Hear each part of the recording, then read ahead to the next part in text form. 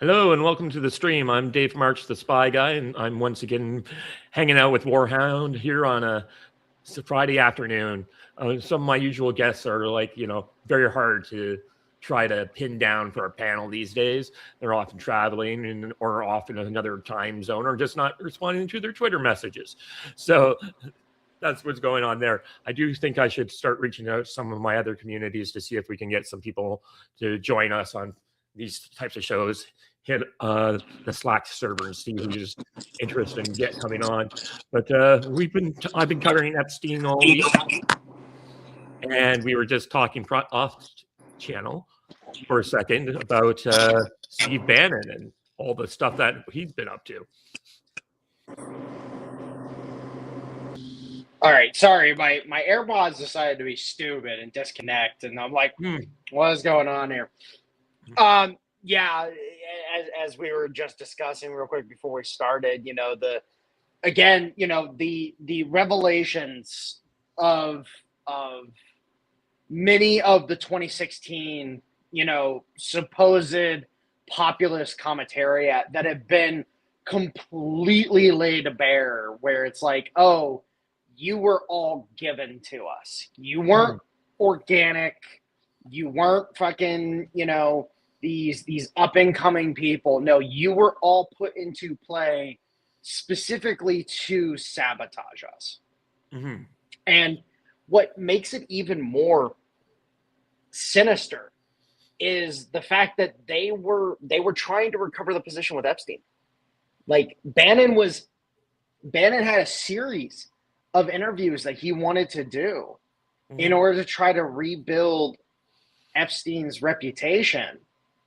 And it's like the more you actually look at what was already there, plus what it's like, okay, where could they have gone with this?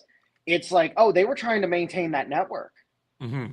They were trying to maintain that network so fucking hard because they knew damn well there was nothing that was going to be better to replace it, because the years and years and years that Epstein spent back in the 90s and early 2000s, before social media really made it impossible to build these networks efficiently. Yep. Like it was literally, it's almost impossible to build a network like Epstein's in the modern day. And, it's as Tom and several others have said previously, conspiracy theories have a lifespan of about 6 hours at this point in time. Yeah. It's like it used to be, 6 years, way back in the day, it used to be 60 years. Mm-hmm. Now it's down to 6 hours. And it's like pretty soon, if things keep escalating the way they are, it's going to be 60 minutes.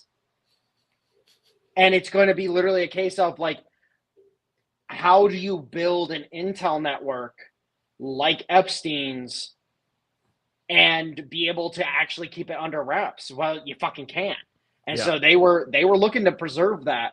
And I don't think that they were fully prepared for the ire that was going to bring out of people. On top of the fact that they were not prepared for the natural, organic support that was going to be behind Trump. Yeah. I don't think they were prepared for that whatsoever. They weren't prepared for an actual counter revolution against their bullshit. Mm-hmm. And, you can see it in how they acted towards Trump in his first term. You can see it how they acted towards us during Biden's term, or Obama's third term, if you want to say that. Yep. You can see it, like they were not expecting a full-fronted counter revolution against their bullshit, and they were trying desperately to quash it. And now I'm thinking again, it's all over but the gunfire at this point in time, because what other moves could they potentially make? There ain't many. Yeah, it is possible to do some intelligence networks, and there's some possibility, but you have to do it based on nationalism or ideology. You can't do this other stuff that represented by Epstein and just a web of corruption and money. You actually have to have a purpose behind it, or you get just exposed very quickly, because people have to have a reason to keep the secret. And if the secret is not good or worthy of people, of good natured people, you will always have people to betray it. Yeah, well, and you actually bring up a very good point there. That's why and the ideological side of it is that's not what we're moved into. Is now we're seeing the ideological divides have exacerbated to the point where now, like, I'm sitting here, and all of these foo-foo bitches, and that's what I've been referring to them as, foo-foo bitches. All the foo-foo bitches that are sitting here crowing, time and time again, like, they need to arrest somebody. It's like, motherfucker, even Steve Murray's finally acknowledged, like, oh shit, like, this was way deeper than I fucking realized. Yeah. And now I've got the information to back up just how deep it is. And even Steve Murray's been like, nah, the only way we're fucking handling this is after we get everything put into place, we start rolling these motherfuckers up, and half of them are going to get shot because they're going to resist. Yeah. Yeah. And it's created the condition where you have, and you notice very quickly that these people who are complaining the most about just arrest somebody, most of those people happen to lie within the Libertarian Party. Yeah. Or libertarian adjacent groups, which then begs the question, why are you creating chaos that favors the enemy? Well, oh wait. Libertarian is basically a British psyop.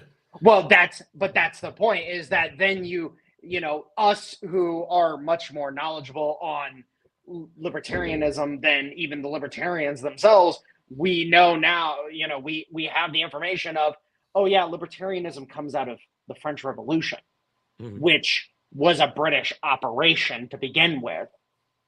Do you really believe, Monsieur Libertarian, that you are somehow, disconnected from that? Yeah, I don't think so. Oh no, it's just all just a giant psyop to wipe, like, to create this thing on the right and to promulgate more British values. I mean, our number one thing is free trade, and whenever I hear that, I'm just been like, this is the cult. I have always believed it since the early 2000s. You probably weren't aware of this, but at one time, CNN was the most populous TV network out there. Yep. And I was the thing, and. Yeah, and I watched what happened is that one night, he had just had some guy on who was anti-free trade, someone, Pat Buchananite type. And he got so much blowback that night, that in the way that they always attack people and for crossing the religious boundary of the cult. And but unlike most people who look at that and say, oh, well, God, I don't want to go through that again. I'm very sorry for doing this. He embraced it and said, there must be something going on here, and started down that road for him. So you would have like invasion at the border and stuff like that, where he would have these specials with people at the Mexican border talking about how we need to build a wall back then. Yeah. Well, and here's the thing to really build into that, because, again, I'm 30. I'm turning 31 this year. I was, back in 2007, I was 12 years old. But here's the thing is, and a lot of people underestimate this, is us kids back during that time period. Yeah, we remember all this shit. Hell, I vividly remember watching the whole breakdown of 2008. Watching it, the slow motion collapse that it was, because a lot of people they view it as like this big overarching thing, and I'm like, no, I saw the small steps that were being taken towards that collapse in 2007 when it really started. 2008 is just when it went over the edge. Yeah. But everything started lining up in 2007, and there was an era of dread in the nation Mm. from 2007 to 2008. It was fucking insane. Well, I felt that in school. A freaking 12-year-old feeling that in school. Like you felt the stress and the pressure that was everybody, because all of us kids, we absorb everything around us. We see the world in a way that. Hey, Mario, go be Mike. I apologize for that. Holy shit. No problem. Freaking radios. But we see the world in such a way that adults can't, because we can see in certain light spectrum.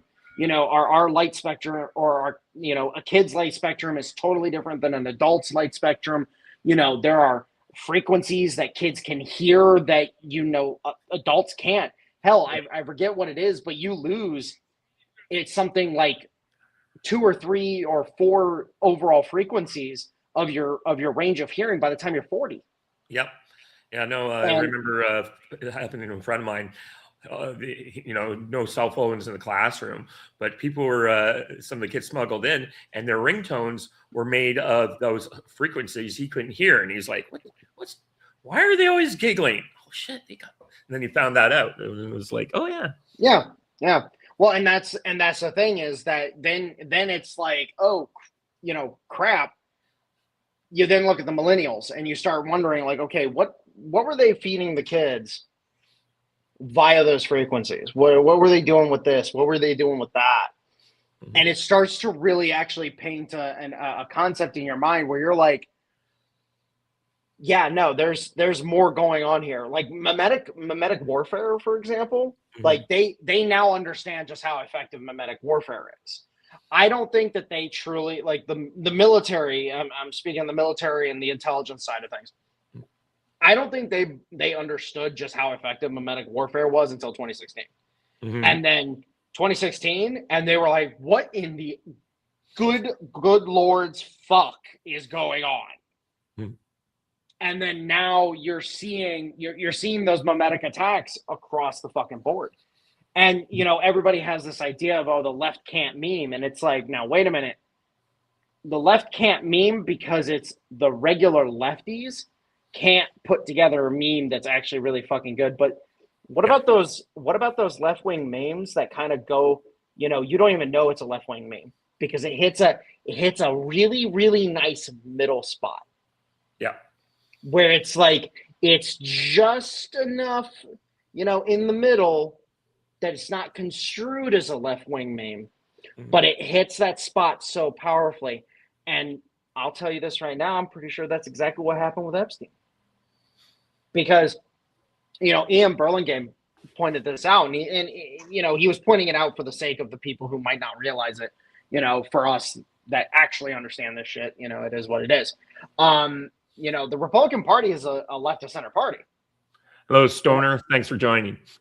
Hey, what's up, Justin? I said his real name. Whoops. Sorry, bud. But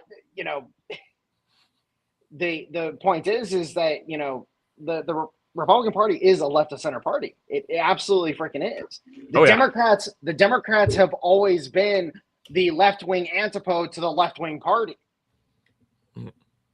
and so it's like, this idea that the Republicans are somehow, no, the populist party, what we refer to as the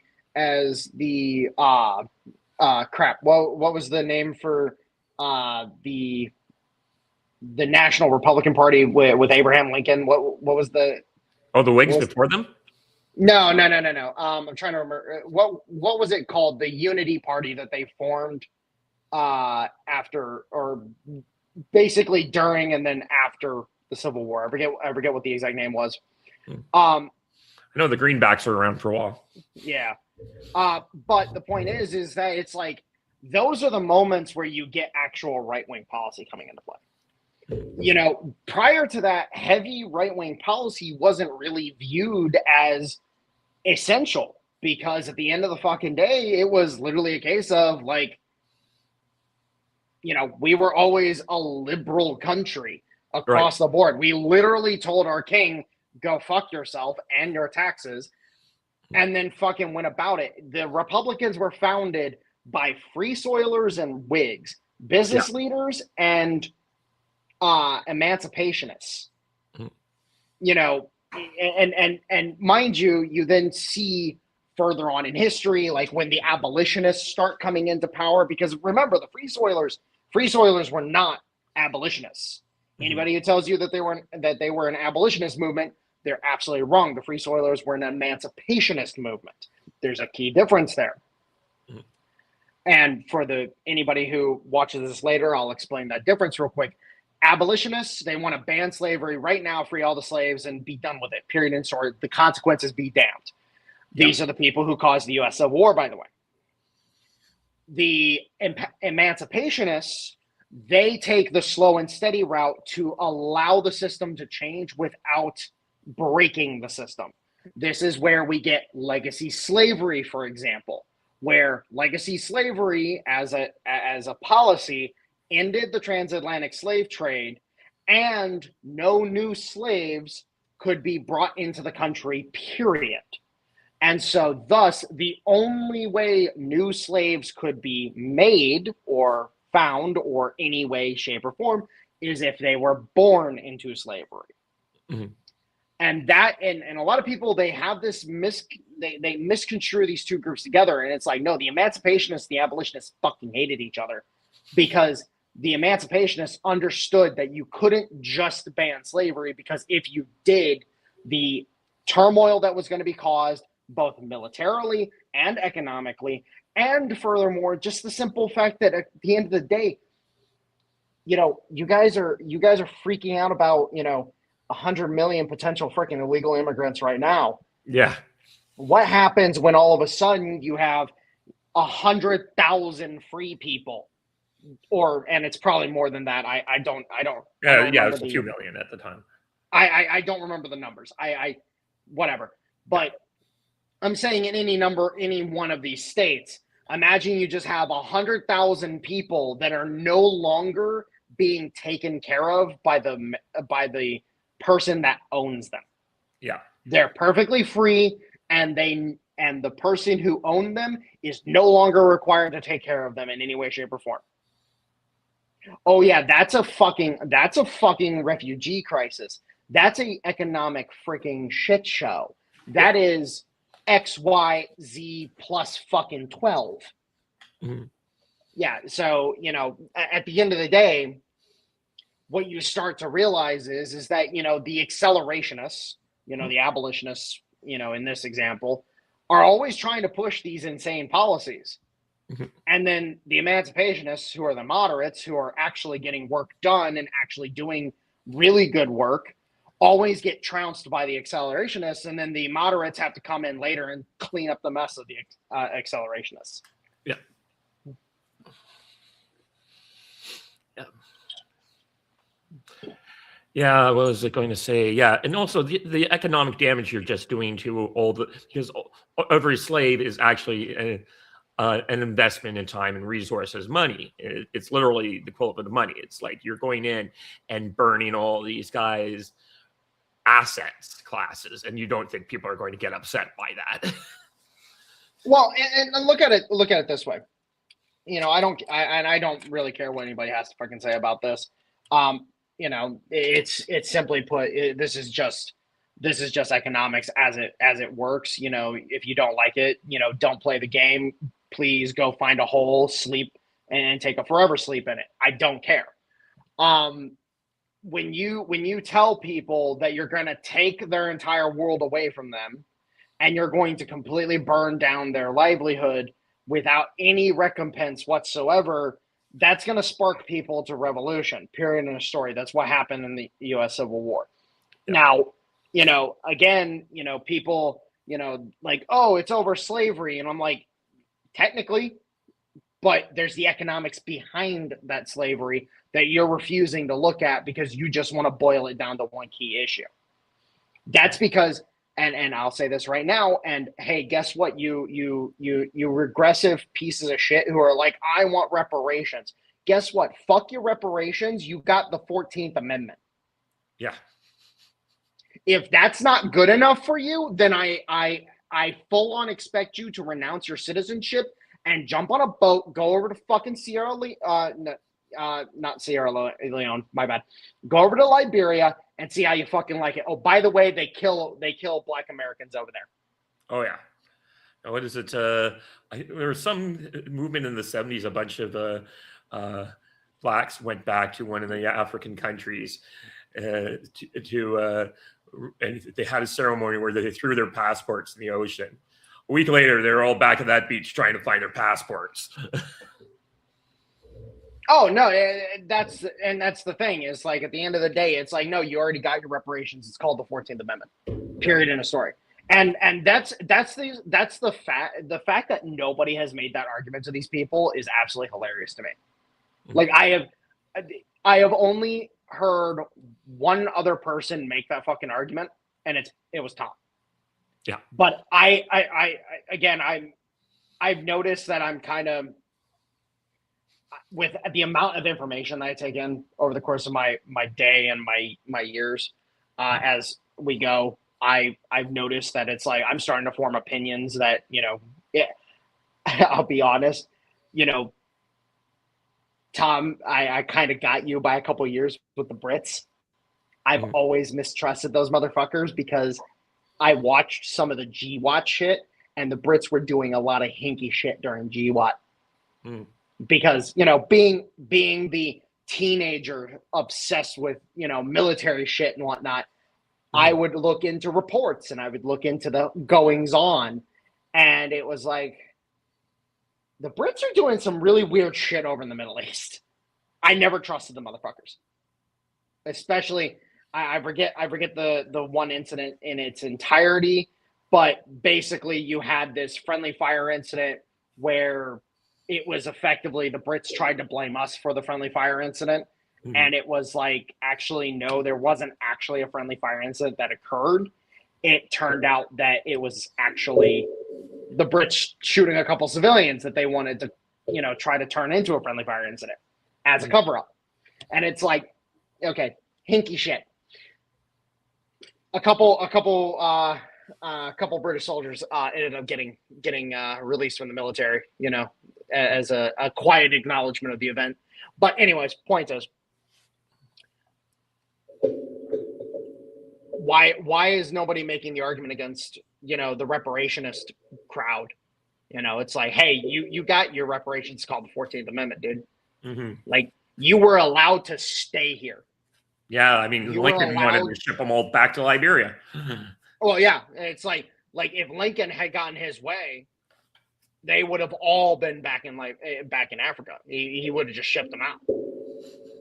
And funny enough, I forget the name of the guy off the top of my head, but there was one guy that did go to Liberia. He was a freed black from the north. He had been free for years prior to the war, and he went to Liberia to meet with one of their ministers, and he came back and he started warning blacks, don't go to Liberia, don't fucking do it. Because of how horrendous everything was, because they restarted the slave state right there in Liberia. They just started enslaving each other. Yep. How is it? Just going to look something up here. Yeah. Give me a split second. I'll be right back. Okay. Well, that's fine. Yeah. So yeah, we have that. There's a similar colony that the British abolitionists set up. I was going to look it up. It's capital Freetown, because when I went to Halifax a few years ago, they have a big arch for where all the people who are going back to Africa were being welcomed from. Canada's famous for not having a large immigrant population of blacks for the longest of times. Like up until World War II, I think it is, there's only like 20,000 black people in all of Canada.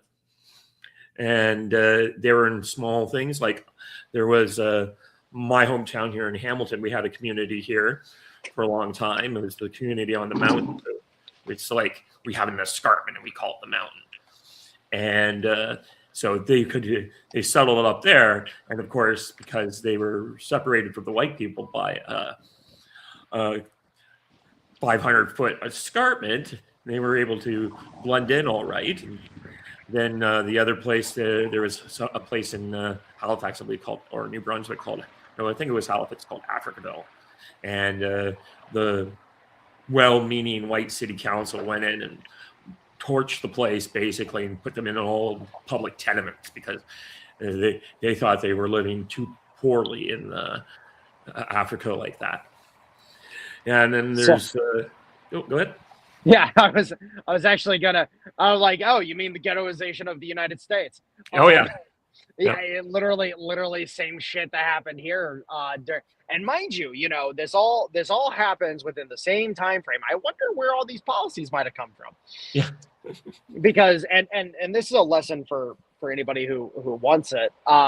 So one of the things that you have to understand is, and Ian Burlingame does a really good job across multiple different podcasts across the board of explaining this to people, is like, you do realize that the Italians, the Chinese, the Portuguese, all of these motherfuckers, they were here alongside of us. Like we have all existed here in some form or another for a very long time. Mm-hmm. And it's to the point where you can't be like, these Wignat types that are like, this is a white Christian country. It's like, no, you can't say that. You can't say that whatsoever, because you can say that about New England. You can say that about the 13 colonies, but Louisiana, the Louisiana Purchase. Yep. How many motherfuckers were all up in through there? Florida, one of the first black man to step foot in Africa, or in the United States, I should say, sorry, my bad. Mm-hmm. The first black man to step foot in the United States was a Spanish conquistador. Yeah. Landed at St. Augustine. It was the first black man that we know of for sure. And he arrived back in like the 1500s.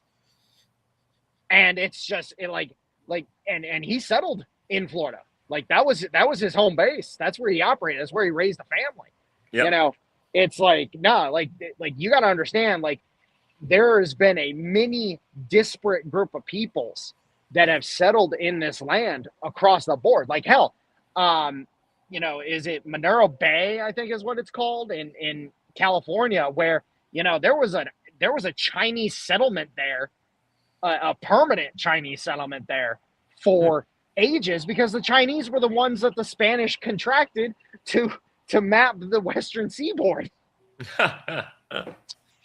So at the end of the day, it's like, yeah, you can sit there and complain and bitch and whine about this, that, and the other, but it's like your arguments fall on deaf ears, motherfucker. Yeah. I mean, like the Pennsylvania Dutch situation and how they had a completely unique and different way of like organizing based on a canton system. Oh, absolutely. Absolutely. That's why we have the Amish nowadays. That's an outgrowth of that. Mm-hmm. And then furthermore, you look at just the different ways that things have been done across the board. You go from, you might see some similarities between, say, Ohio and Michigan, mm-hmm. but if you go from Ohio to Iowa, for example, well, things are done quite a bit different. And that's still the Midwest, but things are pretty different, because it's a totally different style of environment. Here in Ohio, you got rolling hills and you got mountains. Like there are mountains in Ohio. Anybody who tries to say there isn't mountains in Ohio, go to southern Ohio and let me know how you feel. Oh yeah. I've driven through there. It's like I know this for a fact, dude. I partially live in southern Ohio. Mm-hmm. But it's like we got some pretty extreme topography in this state. You go out to Iowa and they have to do things a particular way not to kill each other when they're hunting, because it's that flat. It's that fucking flat. And then they have to divide land in a particular way. And actually, in some ways, it's probably easier to divide land in Iowa than it is here in Ohio. But here in Ohio, we have to follow the curves of the hills, and we have to follow the curves of the rivers and everything like that. Out in Iowa, it's kind of, they rely off a grid-based system because it just makes it easier.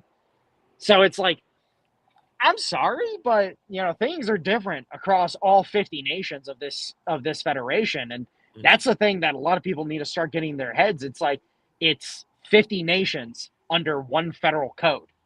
Mm-hmm. Like not one nation split up into 50 parts. No, this is 50 nations of people. Right.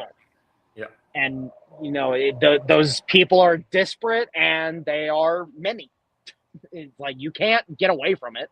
And if you want to try to get away from it, well, there's two ways you can go about it. I'm telling you right now, both ways they result in the guy trying to enforce that getting shot. Yeah.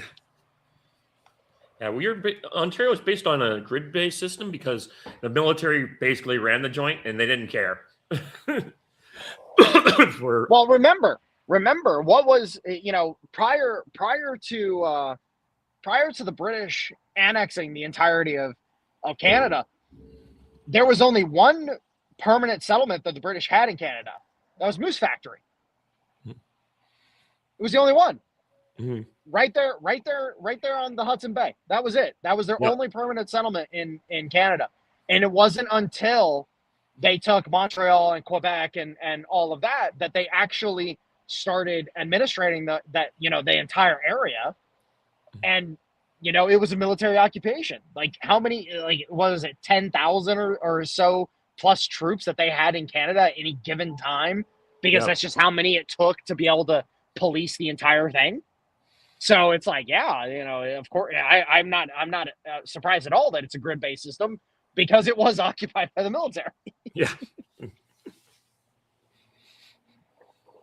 Well, whereas Quebec had a very interesting, their system was designed to follow the St. Lawrence River, and it was basically a feudal system. Yep. Well, and that's the whole thing is like at the end of the day, what you end up having. And yes, the estates, if you go back, 150, 200 years back when a lot of the big French estates still existed, there's still some that exist, but most of them have been broken up because those families, they've either gone back to France or they've just disappeared at this point. Yeah. Quebec, there was, you could walk into some of those estates and it's be like, wow, I'm in France. Right. Like this is literally just France. Yeah. And the amount of land and everything that they held, yeah. Now, one of the things that really, drives me bonkers about all this is, people not understanding that you have to figure out how to work within the system that we have. Right. Everybody is like, we need to burn it down, especially in regards to the Epstein shit. And it's like, motherfuckers, like, if we just burn it down, what replaces it? Oh, we want this, hierarchical, Christian-based system. We want this, we want that, etc. And I'm like, okay, so that's a Roman psyop. That's a British psyop. That's a French psyop. That's this, that's that. Okay, so where's the American route in this all? Or are we not allowed to have an American route because y'all are working for the other guys? Yeah, and that is the situation. There isn't an American route. I watch it on Promethean Action all the time, and it's just getting Americans to remember how it used to be. That it's just like Russia is America's most natural ally in the world. And somehow, well, I know how World War II is the main catalyst, but also you had Rhodes scholarships and other things where the British co-opted the American elite to basically believe everything they believe, just like the Romans used to do when they had all the nobles send their sons as hostages. So you are correct there, but I would add to that. You had the fact that people still don't understand the purchase of Alaska. See, I had a guy argue that if the Russians were such great friends, why didn't they just give you Alaska? And it's like, do you expect your buddy to pay for you every time you go out to eat? Or do you pick up the tab every so often? Yeah. Is the expectation that you can just grift off of your friends? And the guy in question, he he's a little known figure in the Twitter spaces. I'm not going to say his name because I don't want to give him any more fucking notoriety than he already has. Yeah. No, he's a total shitbird, and frankly speaking, I don't have any respect for him and the people that collect around him. I try to be tepid with what I say because it's like I don't dislike you guys, but also at the same time, do you not realize what he's doing? Anyways, but he flagrantly bitched out and started just talking shit because my argument was actually pretty fucking sound and actually made sense. But again, you adjust for inflation, and the purchase of Alaska was fucking chump change. Oh yeah.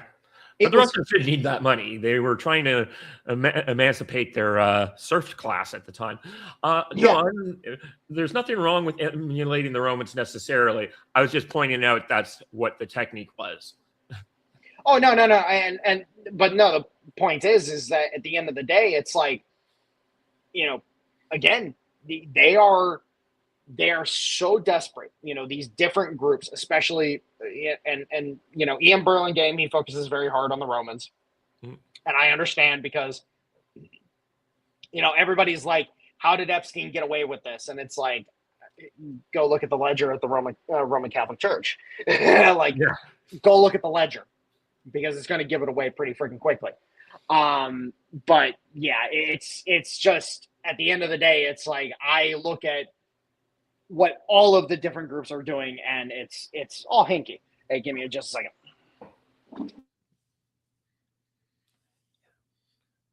Yeah, I was watching John Kiriakou get interviewed by O'Keefe Media Group today, and of course they start off by asking him about because O'Keefe just finally was able to confront one of his the guys who broke up his last company, and he was working with this girl undercover, and he's like, he was confirming with John Kiriakou, and then Kiriakou's, yeah, that guy's all full of shit. He's just trying to press a girl. And Warhound is muted, so he's probably got a work call. So that was kind of my thing. But it was hilarious watching O'Keefe confront that guy because he's like, you guys ruined my life 3 years ago, and now I have the goods on you. And basically, you're part of this. You're on my board, even though we were working for the medical companies we were investigating. Like, oh yeah, no, absolutely, and you see that's with James O'Keefe because now we've got confirmatory evidence because if O'Keefe had just bowed out back in the day when he got screwed over, then it would have been like, okay, he might not have been on one of our guys. Yeah.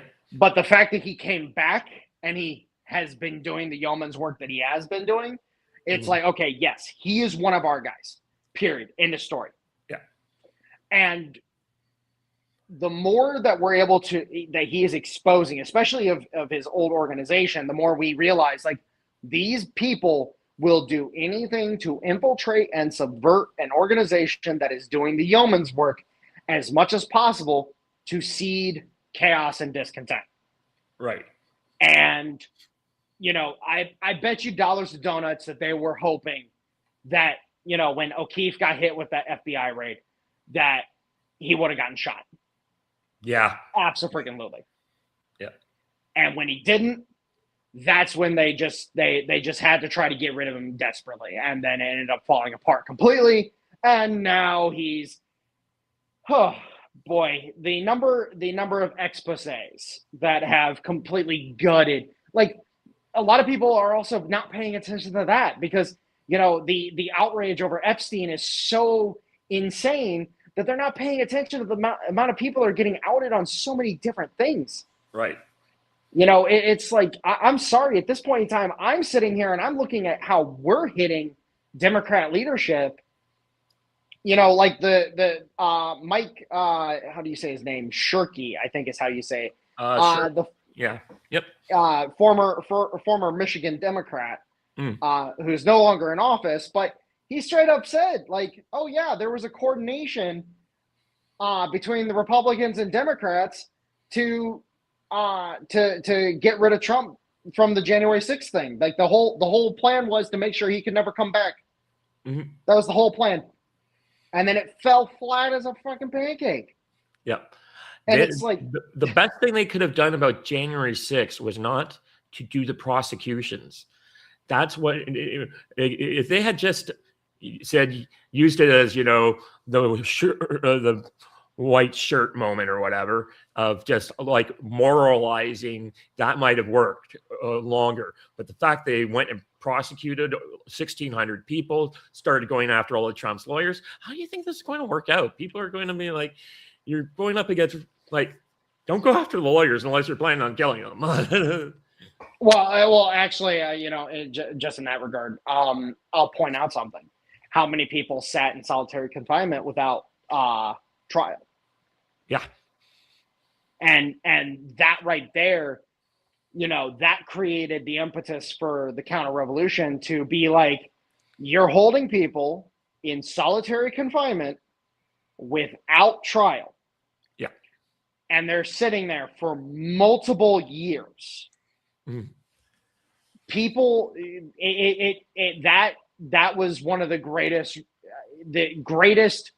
fuck ups they could have made for us, because it literally gave everybody the impetus to be like, okay, so we're gonna get rid of you now, and then all of a sudden we have 2024. Yeah. And it created a great situation for us. And again, all the wins that are being overshadowed, and mind you, again, it's mainly libertarians that are falling into position to crow and bitch and shit and piss themselves to death. But at the end of the day, it's like the outrage over Epstein is meant, and this my read on it, is meant to overshadow all the wins that we're getting across the board. I went and fucking, the Pam Bondi testimony. I went and watched it. You know what the Pam Bondi testimony was? You know what that was? Moralizing for the sake of moralizing? No. It was literally the greatest example of Congress getting filibustered outside of the floor, and they didn't like it. Yep. How dare you use our tactics against us? Fucking, no, that's the whole point, is that she literally just utilized the filibuster to filibuster the shit out of them, and they fucking hated it. Massey, you saw the veins popping on his forehead. Mm. He was pissed the entire fucking time. And I'm sitting here and I'm watching all these people freaking out, like, oh my God, Pam Bondi needs to be fired. Well, guess what? The only people freaking out about Pam Bondi needing to be fired are fucking libertarians. Mm. It's all the lulberts. It's not like all the MAGA, like actual MAGA people that I have seen in the recent days. They're sitting there and they're like, what was this? And I've had to point out to them, it's like, oh yeah, that's a filibuster. She used the filibuster against them in order to just completely waste their time. And people are like, the people that I've talked to about it, who are smart enough to actually understand what the filibuster is, they're like, oh shit, oh fuck, she did that. And again, Massey fucking hated it, because what is Massey's favorite thing to fucking do?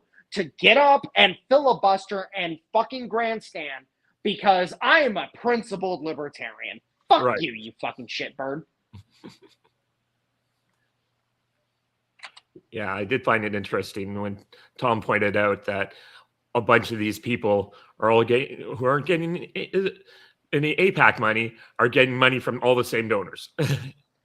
Oh, yeah, actually, Tom said that, and I laughed, because I've been pointing that out to people across the board. It's like, why? Like, because we got some data, some old campaign finance data from Marjorie Taylor Greene that came out recently. It was like 3 or 4 weeks ago. It was one of those things where it got released and nobody paid attention to it because she's no longer in Congress.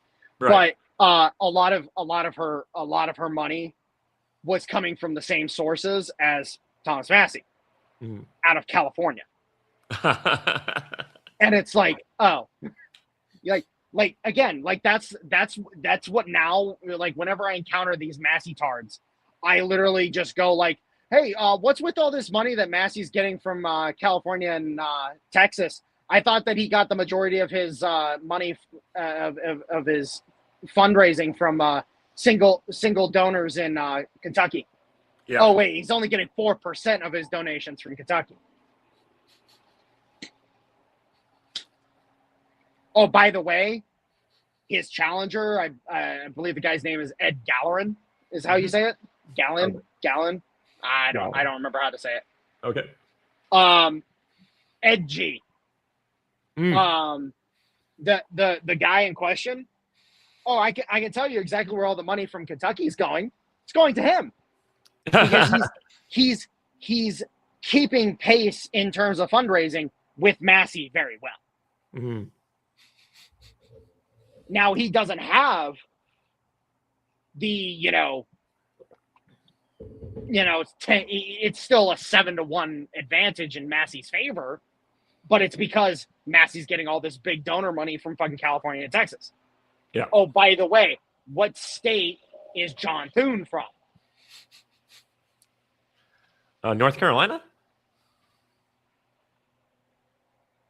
Sorry, I mixed up Thune and Cornine. My bad. Oh yeah. Yeah, sorry, I do that every so often. For sure. They're both retards. But yeah, no, Cornine's out of Texas. You think the Texas GOP, with how much they've had to distance themselves from fucking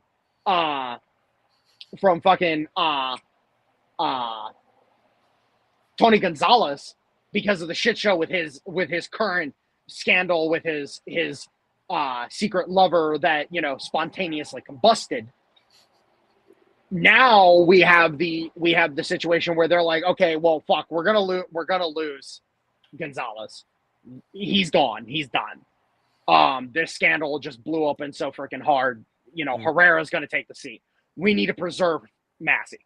We need to prevent Massey from falling because and this is the problem, and this is something I would love to talk to Herrera about because Brandon, unfortunately, I think he has an idea of what he's getting into, but at the same time, I'm like, bro, do not trust Massey.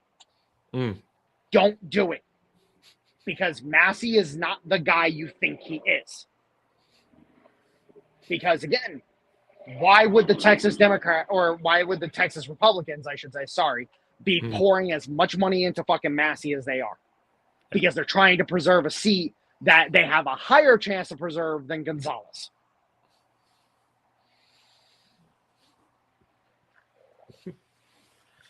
It's one of these, and again, this is the roundabout stupid shit that goes on in Washington, D.C. And the people who don't have the stomach for it, it's just like how Tom says with the markets. If you don't have the stomach for the ups and downs, then don't fucking invest. Right. If you don't have the stomach for the roundabout bullshit in Washington, D.C., don't get involved with politics. Yeah. Because I'm telling you this right now, you're going to be fucking puking your guts up because this ride don't stop. Mm-hmm. Yeah. And that's the thing is like Stoner, if he's still in the chat, Stoner will say some shit to me at certain points in time because he's a personal friend of mine. Yep. He'll say something in the Discord and I have to sit there and I have to coach him through how to understand what is going on. And it's like, dude, look, I understand that you're outraged or you're pissed off or you're this, that, or the other. But at the same time, you have to understand that there's so much more fucking going on than you could even fucking imagine. Hell, to be completely frank, I don't think you have a concept of how insidious this shit is in any way, shape, or form. Oh, yeah. The stuff I was learning about Chomo stuff recently because Redacted has been covering it, and I've been covering Redacted's coverage of it. And looking at doing definitely another video maybe later tonight on it because they had this guy on who was a reporter covering Pizzagate back in the day. And he said something like it was not reporters that figured out what the pizza meant. It was chomos on 4chan who started reading the Podesta emails and saying, hey, why are these guys talking just like we do? There you go. Yep. It's like, well, and that's the whole thing is that, you know, it's one of those things where you start to understand, like, you know, when it comes down to certain things, like, you know, with my little group that I roll around with, you know, at the end of the day, it's like, I have to explain to them, it's like, you have to get that there's going to be shit that you're going to have no influence on, period, in a story, no matter how hard you freaking try. Because at the end of the day, unless you're able to mass a division-sized fucking element and be able to push on DC and capture the city before they're able to flee, which, good luck, have fun, you're not going to make any fucking changes here. You have to let the system self-correct. You have to let the system weed those people out. And here's the thing is, you have the ability to choose who gets in there to do that self-correction. And that's what's so important about the Trump situation. You know, like, people are like, oh, Pam Bondi's ineffective, Kash Patel's ineffective. It's like, okay, first off, Bondi, how many wins has that woman gotten at the fucking Supreme Court? right. She's argued almost every single case personally in front of the Supreme Court. She has overseen every major win that we have gotten at the Supreme Court. And, you know, people might not think that that's the glamorous, you know, perp walks and shit like that of, you know, all these rich people. But it's like, dude, like, at the end of the day, if we can force the court into a situation where they actually have to side with us because we make the better arguments, what are you bitching about? And then with Kash Patel, you know, at the end of the day, a lot of people don't seem to understand the situation with Kash Patel at freaking all. You know, everybody is like, oh, he's trying to use the FBI to run cover for his Mossad girlfriend and shit like that. And it's like, first off, if you look on her posts and you actually go to the filtered comments, you'll understand really fucking quick why people are getting fucking investigated. Because the raunchy ass shit that those fucking assholes have been saying across the fucking board. And by the way, this is a woman that does event style concerts. She goes to private events and is the live entertainment. You expect them not to fucking look at shit where she is incredibly vulnerable? Like, I'm sorry. Like, look at the fucking the Las Vegas shooting back in the day. Yep. Open air fucking concert, greatest shooting gallery anybody can fucking have, and you have the expectation that they're not going to take this shit seriously? Well, did you see the Tucker Carlson interview about what happened in Vegas? Oh, I've seen so much different shit about Vegas. I've got my own narrative that I maintain with Vegas, and I stick to that narrative. It's like whatever other information comes up is going to build on that narrative anyways. Yeah. You know, because, you know, just to comment on that for a second, just because, you know, the Vegas shooting was obviously staged, 100%. I don't believe for a fact that the guy himself was actually the shooter. He might have been. Definitely. There was something else that what the theory was that was promulgated was that the Crown Prince of Saudi Arabia was in Vegas, and there was a plot by the old guard to kill him there. Well, that's the thing is at the end of the day, you know, that's one of the things that I'll point out is that there was a Saudi fighter squadron that was in the same hotel. Yeah. And they flew out the next day. Yeah. And there's just all these various reports, like of helicopter gunships or helicopters and gunfights going on and other stuff. And it was just sort of like, well, if something like that happened, it would explain a lot. Well, no, again, my position is that, again, and yes, I was aware of MBS being in Vegas at the same time.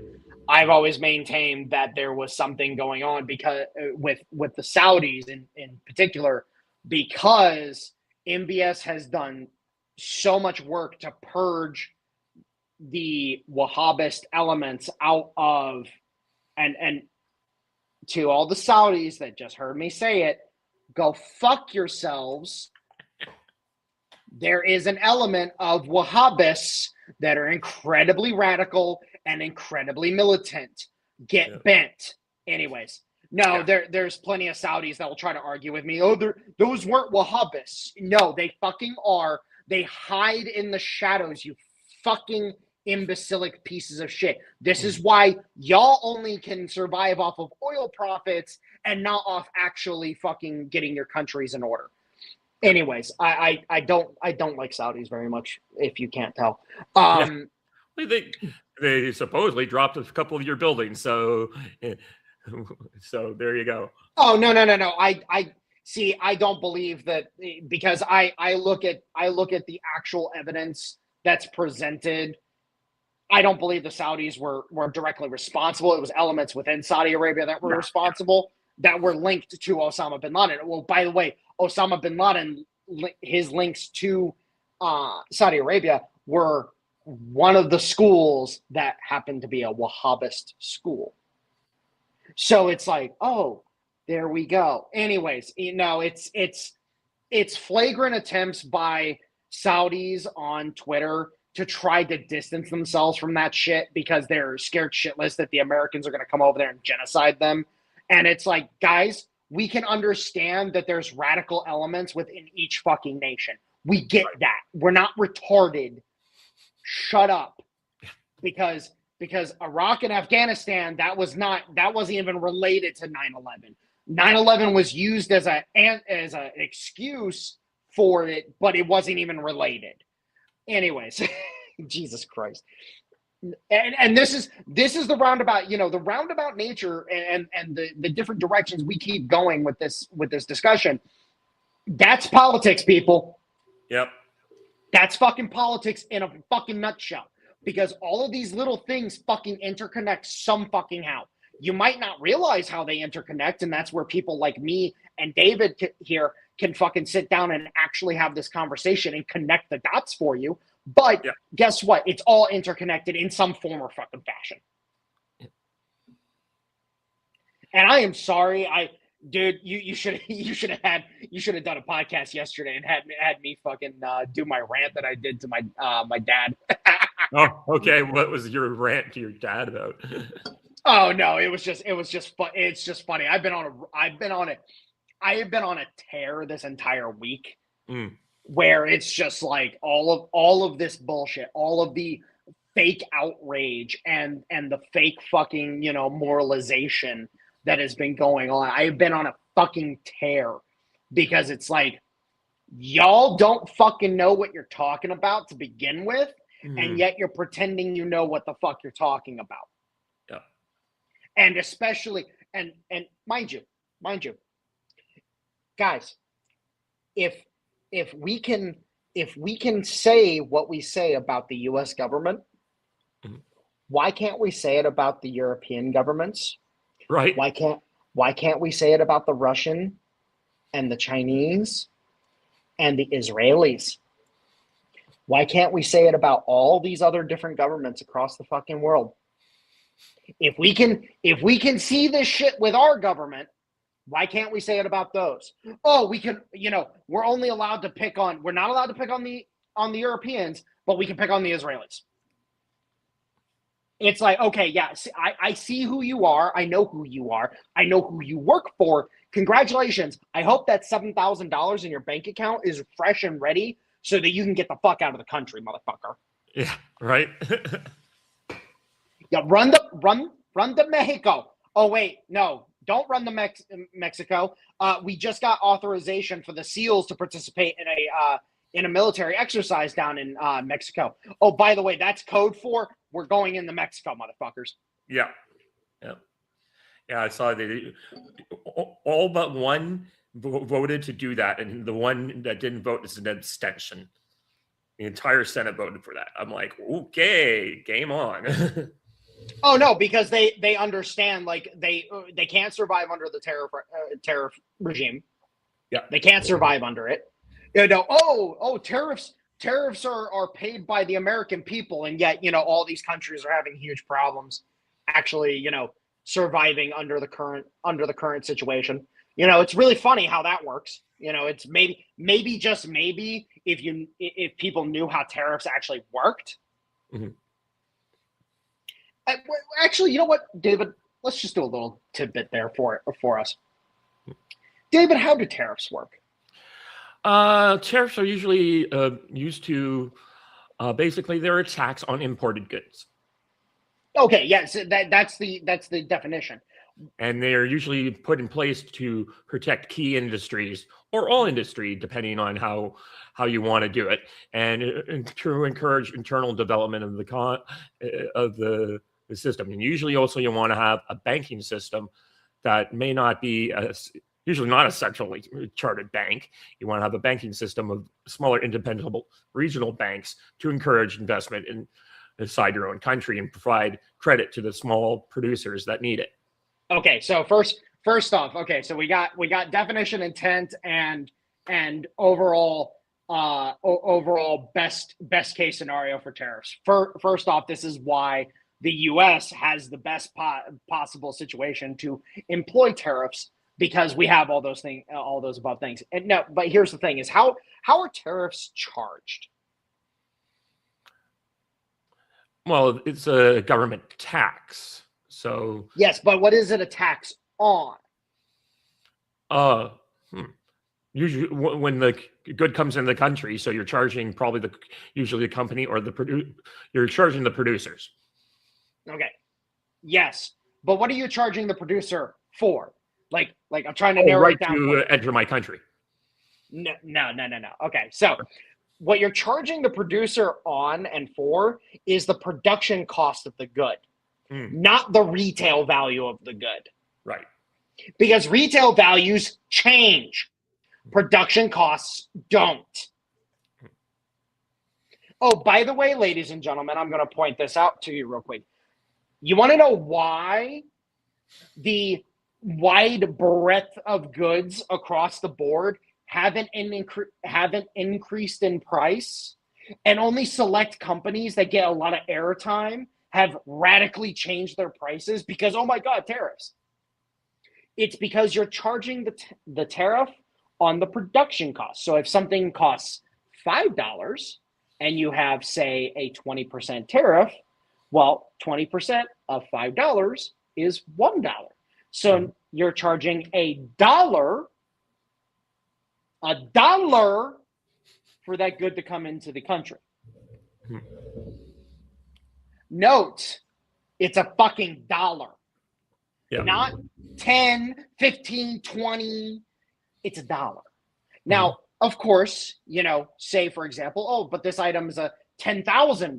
Okay, well, first off, that's probably a very specific, very technical piece of machinery. Oh, by the way, Germany, I'm looking at you. And you're not the one buying it, you freaking retards. There's two of them being sold to one particular fucking company in the entire country.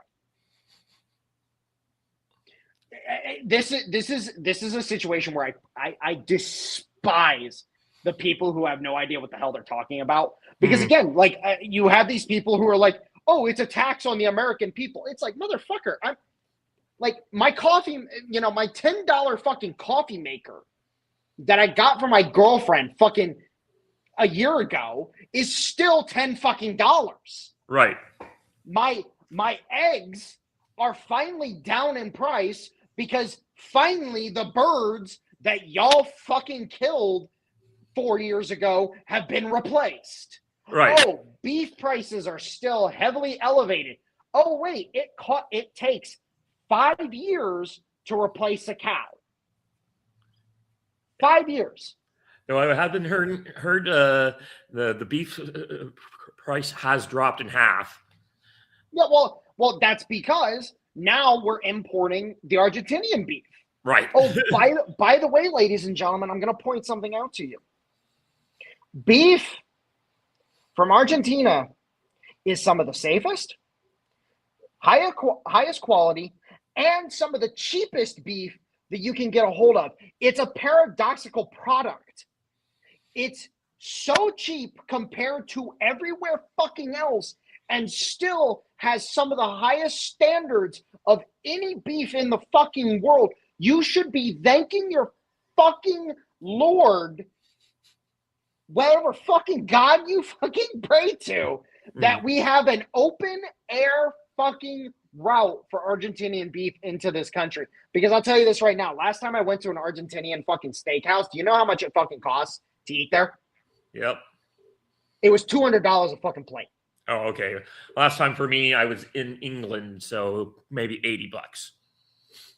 Oh, yeah, it was. Well, and mind you, this was an upscale, really upscale fucking place. Oh, okay. Yeah, I know the type of place. Yeah, you know what I'm talking about. Yeah. But it was $200 fucking dollars for the sit down. Mm-hmm. Like that was just the base price. Period. In the story. Any of the little ancillaries like alcohol or whatever, you're getting charged extra on. But just to eat there, it was $200 fucking dollars. Mm-hmm. And some of the best fucking beef I've ever fucking had, by the way. Yeah. Well, and yet people are bitching. Lawberts mainly are bitching. Why don't we produce American beef? Because you had a drought, you idiots. No. It wasn't even a fucking drought. You all fucking killed them all because, my God, avian flu. Oh. That's what fucking happened. The drought accounted for maybe a 5% drop in the herd. No, the 15 to 20% drop in the herd that we had was because of the fucking avian flu scare that they fucking had, that they called all the birds in. Okay. And so then they start freaking out. Oh my God, it might jump. And so they called a bunch of fucking cows. Oh, by the way, that beef never made it into the system, even though the cows weren't sick. Cows weren't sick. Beef never made it into the pipeline. It just got discarded. Yeah, because I get it. A lot of regulators are following the green climate things, and they're using stuff like avian bird flu as justification because they're trying to get us to eat less meat, because the more meat you eat, the smarter you are and healthier you are.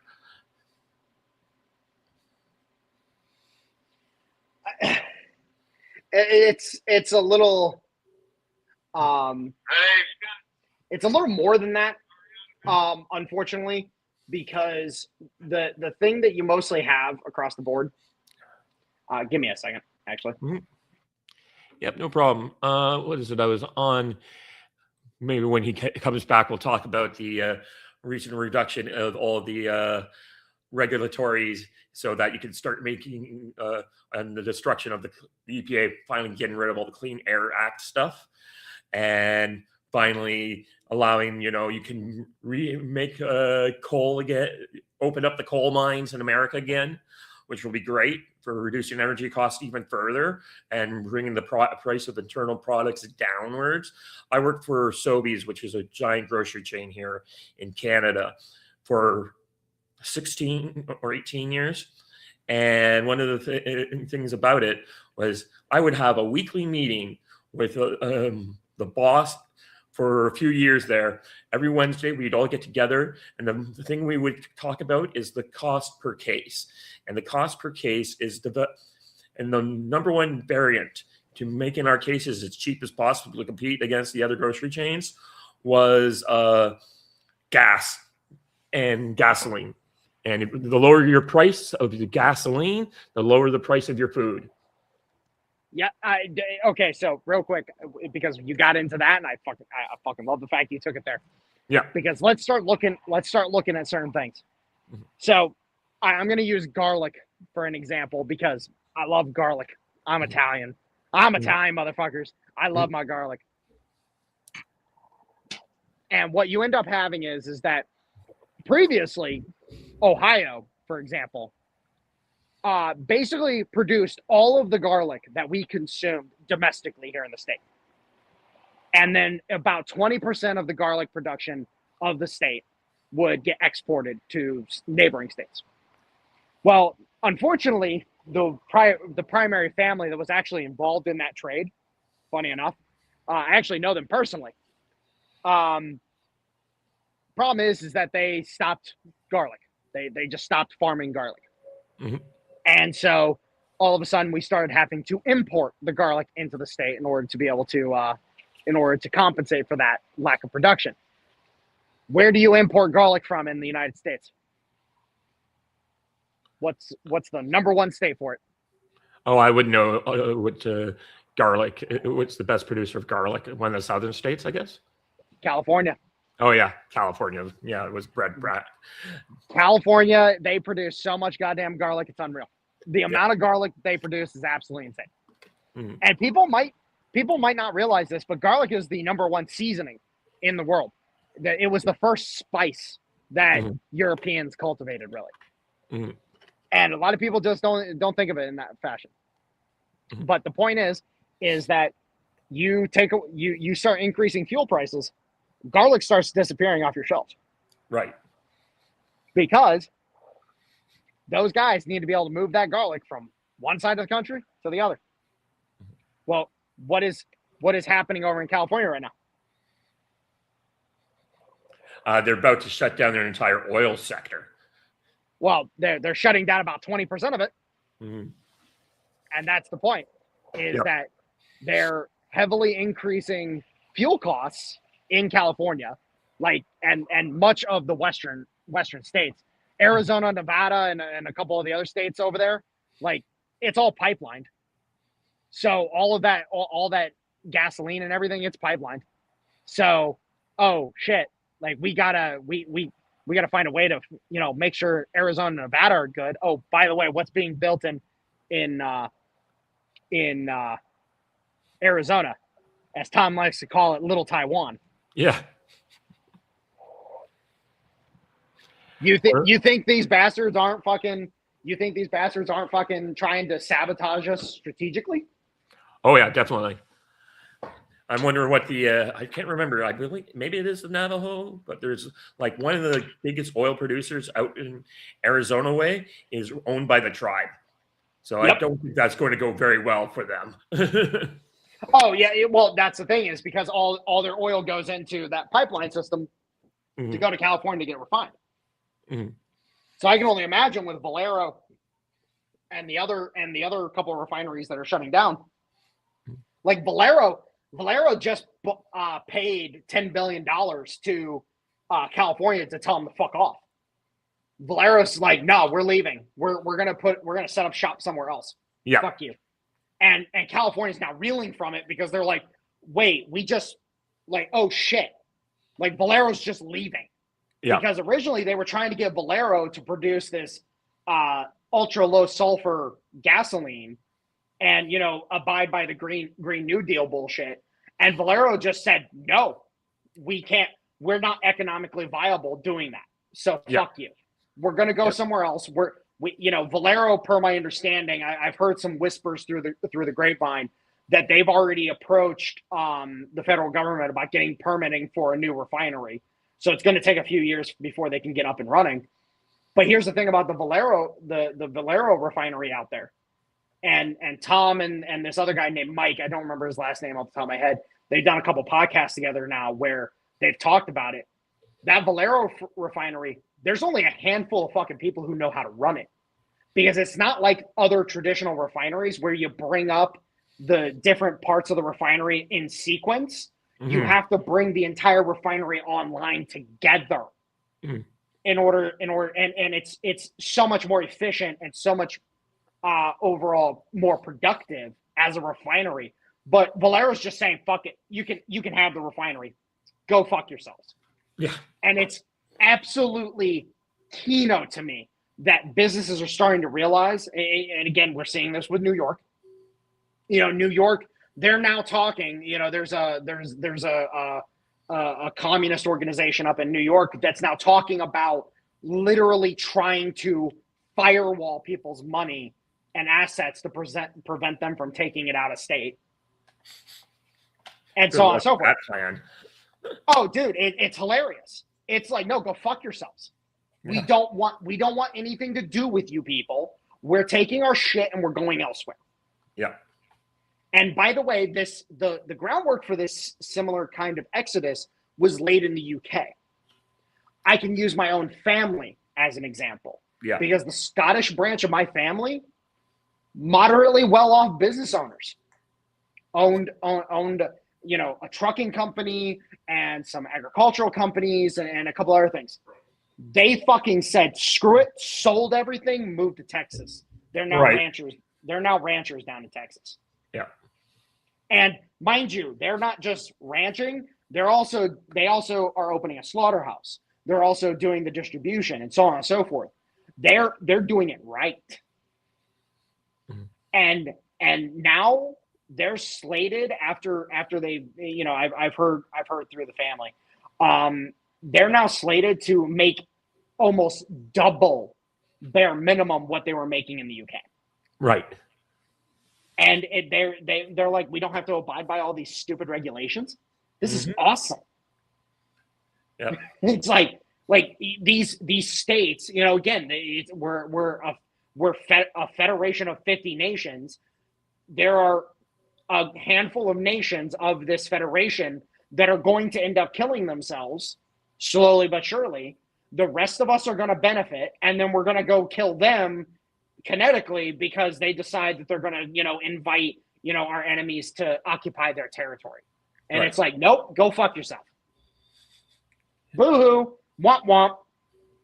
Yeah, we have, I was arguing with some scientist on X today, and he was like, oh yeah, you're bringing back coal, but wind and solar are so much cheaper. And I say, Grok, so what's the price? How cheap are these when we take away the subsidies? And Grok's like, the subsidy is going away this year, and it goes up from $33 to $87. I'm like, oh, thank you, Grok. Oh, and a ton of coal. After you factor in everything, a ton of coal is like, $40 a ton or something like that in energy generation. Yeah. It's like, weird. It's almost like coal. You see, I'll talk on coal for a second. The fun thing about anthracite is a lot of people don't understand that your solar panels are made using blue gem. Blue gem is a specific type of coal that is analogous to anthracite, but anthracite's better for producing steel. And blue gem is a different type of coal that you can either burn it, use it to produce steel, but what you can also use it to produce solar panels. Mm-hmm. And it's like, that's weird. I thought coal was this evil thing, and yet you people need coal to produce your wonderful solar panels. Yep. So you still got to mine it, bitch. So why not utilize the other coal that we need in order to prop up the other leg of our industrial base? Oh, yeah. Wait, you don't want us producing steel because you wanted to sabotage U.S. steel production, so we were forced to continue buying from Canada, Australia, and the UK. Yeah. That's very interesting. It's almost like you were trying to ring fence us. Yep. And then you go even further, when it comes to energy production. It's like, oh, why did Germany start opening up coal plants after they got rid of their nuclear power? Well, because ton for ton, they're getting more energy production out of coal and more sustainably out of coal than they are wind and solar. Because, by the way, those wind turbines, when they go down, they're toxic waste dumps.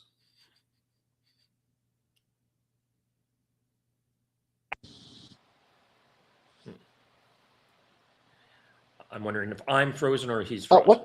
what? Yeah. So David, can you hear me? Yeah, I can hear you now. Did I freeze up?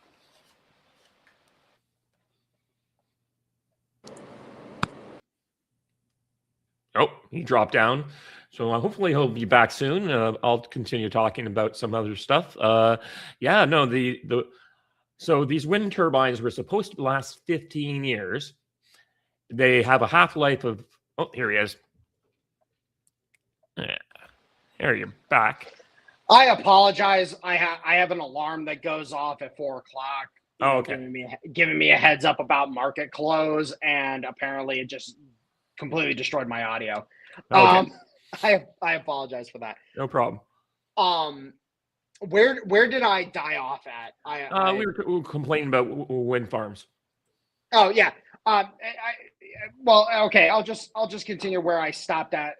When I realized my audio fucking keeled over. Have you ever seen a pylon strike, David? A pylon strike? Yeah. It's where one of the blades of the wind turbine strikes the pylon.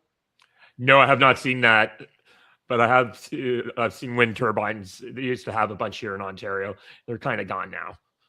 Well, here's the fun part: is one of those pylon strikes is actually the reason for one of the romaine lettuce recalls in the U.S. A few years back, because what are these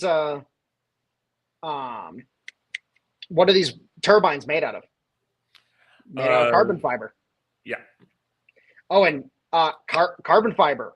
It's little fibers that are basically glued together, and they're really dangerous if you swallow them.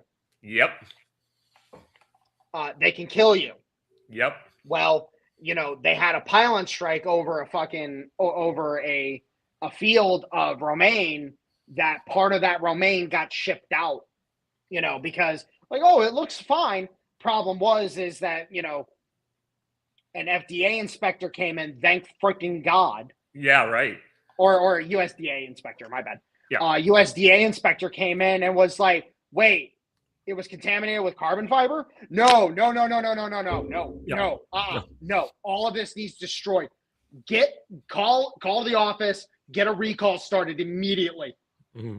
Because it might not look like it's contaminated, but the problem is that those fibers, they can be small, and those small fibers can hurt you. Mm-hmm. And it's by the way, you can't recycle carbon fiber. Yeah. The process to recycle carbon fiber is more expensive than it is to actually just bury it. Yeah. Which is what China does with their wind turbines. When their wind turbines go out of service, they bury them because there's no point in recycling them. The expense is just too high. Yeah. Maybe, perhaps one day we'll have the technology to do it, and then we can dig them up. But yeah. Well, that's why they bury them, is because eventually maybe there will be the ability to recycle them, and then you can just recycle them. It's as Tom says with these different landfills and whatnot, it's going to be funny because when they break down, when those landfills start breaking down fully, which I've actually been looking into that a little bit, and actually Tom's a little more on the money than I realized. Those are literally going to be treasure troves of bioorganic mass. Right. Like, you're going to be able to use that bioorganic mass in a way similar to oil. Yep. Nice. And people don't realize that kind of stuff. Hey, let's talk about that for a second. Oil being a renewable resource. Yeah, I've had that conversation with a few friends pointing it out. Why, if oil's running out, why does the Russians keep pulling out oil every year out of their oil wells? What's that all about? Oh, if oil's running out, why are there oil wells in the Permian Basin that have been, they've been dry, quote unquote dry for 50, 60 years? Somebody goes out to inspect them, and they, they're getting ready to inspect them, and they're like, hey, wait a minute, there's a lot more pressure on this pump than is normally supposed to happen. What's going on? And then they fucking turn on the pump and they start measuring it, and they're like, holy shit, it's producing damn near 150 barrels a day right now. Mm-hmm. It's like these people do not understand. Like now that we're starting to get an idea of what hydrocarbons are as an entity, as a thing, it's like, oh yeah, no, oils are a fucking renewable resource, and natural gas is literally the byproduct of the fucking hydrocarbons making oil.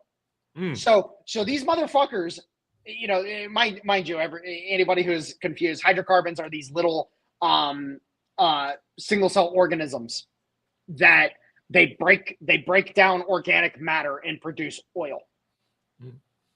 And before, the concept is hydrocarbons were just mixed in with the oil. No. The dead ones are mixed in with the oil. The ones that die off are mixed in with the oil. There's a huge plethora of hydrocarbons at the upper levels of the mantle, or of the mid level of the earth. Yeah, it's mid level of the crust to the upper level, the upper levels of the mantle. That region of the planet's composition. It's like, holy shit! Like, oil's a renewable fucking resource. That's why all these fucking wells, everybody was like, oh, maybe a pocket over here broke into this pocket, and that's why this pocket refilled. This was the excuse like 15, 20 years ago. And then it's like, as time has gone on, the whole, fossil fuels narrative fell apart completely. Right. Now, like, some of that absolutely. I think was we just didn't know. As much as it might have been a psyop by certain groups to keep that suppressed, I think a lot of the time was just that we didn't figure. We had our initial assumptions and we went with that, and we just were like, "Oh yeah, peak oil will happen one day because we'll run out." And then it's it's a renewable resource. Okay, that's great. Well, do you know why the narrative about fossil fuels was a thing? Was because the overall idea that this was the organic matter of the dinosaurs. Right. It's like, okay, cool. Actually, it turns out that the organic matter of the dinosaurs is what we call anthracite up in Appalachia. Because what is coal? It's literally fossilized oil. Right. It's oil that's been taken from the lower altitudes where oil is present, because liquids always pool at the bottom. And the anthracite is the fossilized shit that got trapped in the rock fucking, 10, 15, 20, 30,000 years ago. Yeah. And it's like, weird. It's almost like those of us who are sitting here actually trying to do the work, actually try to understand the world that's around us, actually fucking get this. Yeah.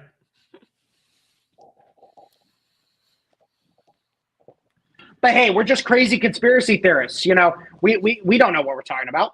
Yeah, conspiracy theorists now, it's becoming the belief that the people are aware of what the truth 6 months earlier than in the rest of the folks. Hey, give me just a split second, real quick. Yeah, no problem. Okay, Stoner, I would say I'm the top 10% of people on the earth in terms of wealth at this point. So British beef was not what I was eating in England. Okay, I was definitely having the good stuff at the places I went to. So I'm on the verge of selling my condo in the next couple of months. It looks like we have a buyer, and I plan on taking some of that money and doing some traveling around the world, actually, and not just to like England or France like I have previously done. I want to get down there, maybe go visit David S. in Argentina, go see parts of the Eastern Europe, that kind of stuff. Oh, is David over in Europe right now? What's that? No. Yeah, thanks, Stoner. No, I'm not too sure where he is right now. Yes, he was in Spain for a bit, but he's usually based in Argentina. So I know he's down in South America.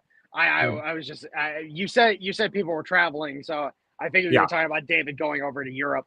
No, I'm looking to go to Europe. So why would you go to enemy territory? Like, I can understand. Oh no, I don't plan to go to that particular part of enemy territory. I've already done that before so far. I'm looking for I'm going to probably get an Airbnb in Poland for about a month or two and go take the trains to see some stuff. So I'll just reveal the great escapade that me and my girlfriend want to do at some point in time. Land in Marseille, go from Marseille to Nice. Her patron saint's tomb is in Nice, so that's why she wants to go to Nice. Then head down to Monaco. I'm hoping to time this with F1 because I want to go watch F1 Monaco. That's just me. And then head down into Genoa and explore Italy for, at least a week or two because fuck you. I'm Italian. I love that shit. A friend of mine, he has a family house outside of Rome. I can't remember the name of the town, but he's about 50 miles north of Rome. He says, if I'm over in Italy, come over and hang out. Yeah, no, I've got family up in the Milano area still, so probably go see the cousins. They'll be happy to see me. I'm the loud American cousin that they love because I'm so brash and arrogant that they love to look over at the other part of the family over there and be like, yeah, he's definitely Grandpappy's grandkid. Because just a little tidbit about my family for a second. My great grandmother and my great grandfather, my great grandmother's family did not like him whatsoever. Did not like him at all. Veteran of World War I and managed to survive all 2 years in the Alps against the Austrians. That should tell you how much of a badass he was. Yeah. And I have a book on that particular conflict I've been reading on and off, and the Austrians would feel so bad for the Italians they would not shoot them. Yeah, no, it was a shit show. But no, he managed to make it all the way through all 2 years of it. And then in 22, he got my great grandma pregnant. And the family found out, they bolted to Spain. Got married in Spain. My great grandma was born in Spain, and then they moved over here to the States here in 1924. Which, oh, by the way, to the Wignats, that whole narrative about how the U.S. had a moratorium on immigration for like 50 years. Yeah, that's bullshit because my family came over in 1924, motherfuckers. Just saying. Yeah. That whole narrative, like a real moratorium. They went from having a large scale migrations into the place into much more smaller ones. Yeah. It's like, get your narrative correct, you fucking shitheads. Anyways. I'd also like to see Japan there, Stoner, but I don't know if that'll be in my cards this particular trip. Yeah. But yeah, no. It's just funny for me because it's like fuck you. like you stupid bastards. But yeah, no, hit Italy, and then go through the Balkans to Greece, and then take a plane from Greece, or go over to Istanbul, most likely, depending on the situation. Take a plane over to St. Petersburg, and then take the train from St. Petersburg to Moscow, and then Moscow all the way to Vladivostok. Yeah.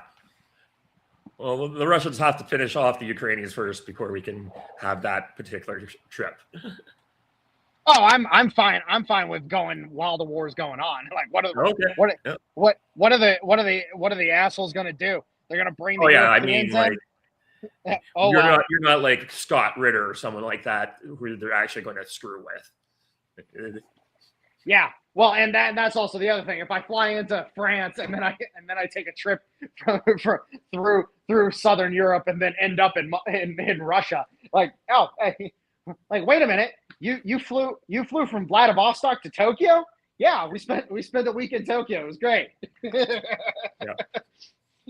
Ignore the 3 weeks we spent in Omsk. But you know, by that point in time, though, once I get the money put together for that trip, and by that point in time, the Russians and the Americans are going to be openly working together. Hell, the They already are in some ways. Yeah, seriously, the Trans-Bering Strait tunnel might be under construction. Yeah. Oh God, to be the first person to drive through that tunnel. To be the first fucking person to drive through that tunnel from Alaska to freaking Russia. That's going to be dope. I would want whoever does it to put that footage up on freaking YouTube. Yeah. Well, I don't think Scott Rear has any plans on going to Ukraine since he's on the kill list. And I used to know Gonzalo Lira, so I was one of his internet. Well, Ritter is he's a chuckling collapsitarian at this point in time. So honestly speaking, I have no respect for him anymore. Yeah.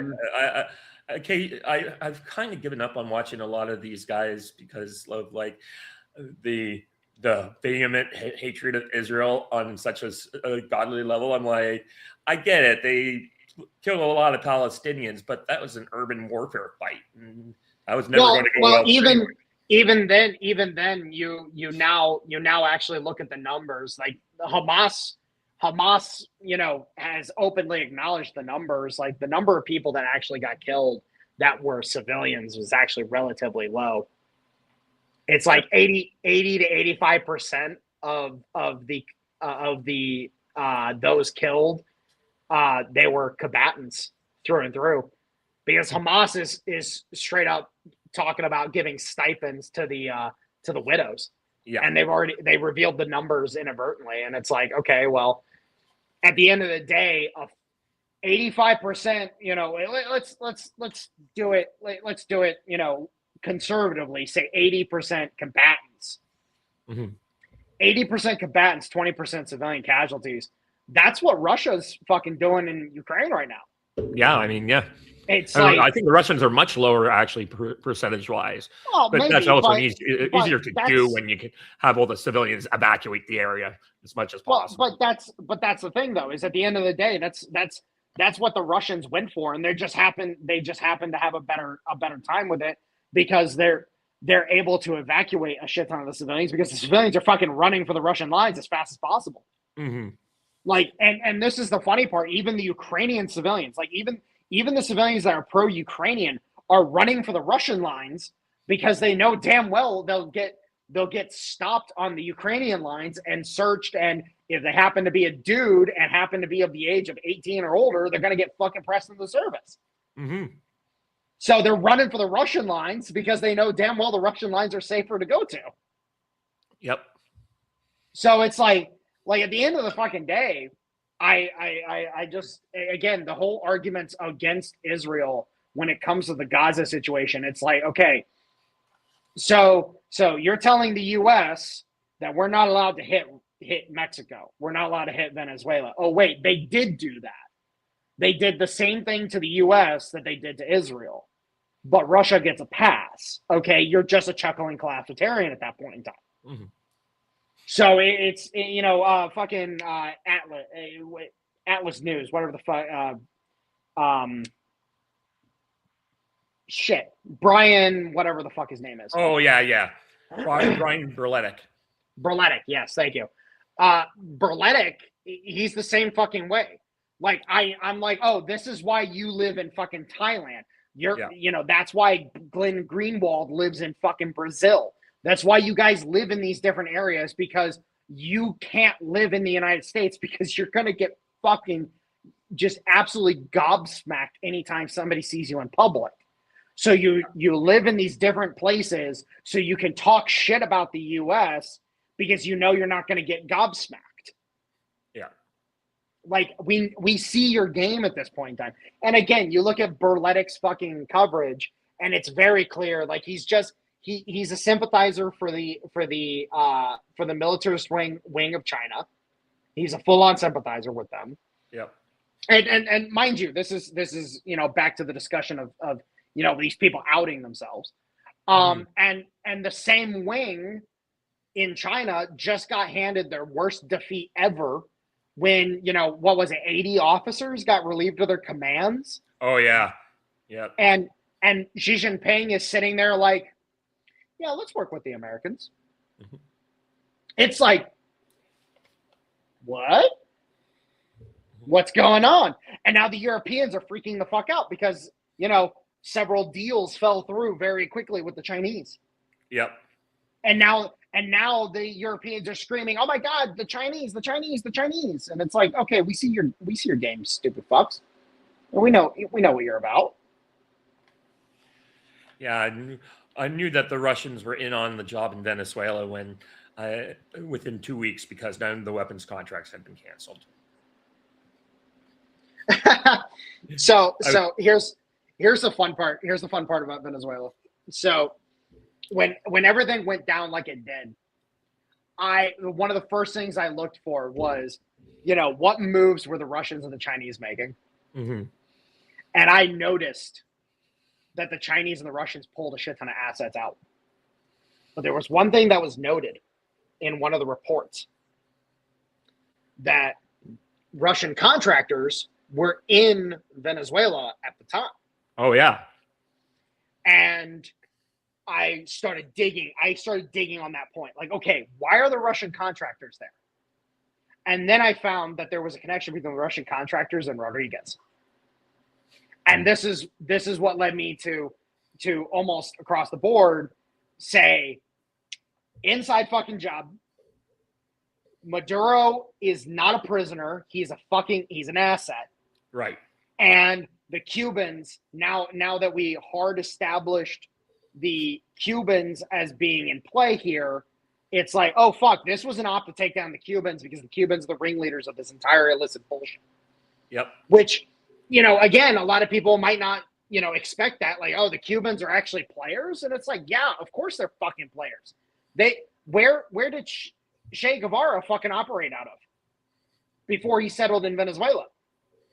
He operated out of Cuba. Yep. So it's like, at the end of the day, it's like, yeah, whatever players are on the map, they're going to make plays. No matter how insignificant you think they are, they're going to make plays. It's the same way with the UK, the Germans, the French, et cetera, et cetera. They're going to make whatever plays they can, no matter how insignificant. Again, the people who are like, oh, Europe is just a colony of the Americans. Yeah, okay, that's cute. Why does the UK control US interest rates? Yeah. Well, yeah. size LIBOR. Yeah. Why does the EU, the collective EU bond market affect the US bond market? Mm-hmm. Why is any of this shit connected if they're our colony? Because if they were our colony, we wouldn't want them influencing our shit. Yep. So, again, the collapsitarians, fanboys everywhere. Yeah, just tried saying that to some woman, and she's like, "What? Cuban imperialism? What are you nuts?" I'm like, "What? The Cubans have been running Venezuela for years. All the bodyguards are freaking Cuban. Like, Cuban intelligence is running that joint." Oh, so I'll actually point this out, and a lot of people, because nobody knows the name of, and I can't even remember the name. Nobody knows the name of the secret police force that Maduro was supposedly commanding. Problem is that secret police force was all Cubans, minus the select Venezuelans. Yep. And it's like, oh, so it's a bunch of Cubans rolling around, kidnapping and killing people? Yep. Like, okay, well, there you go. Like, that's all you fucking need to know. And yet, for some reason, it's really hard for people to understand. Like, oh, hey, maybe this shit's actually going on. Yeah, it is what it is. Sebin, apparently, or Seven. This service boat. What is it? Yeah, Sebin. is an internal security force. Yeah, Seaman. Yeah.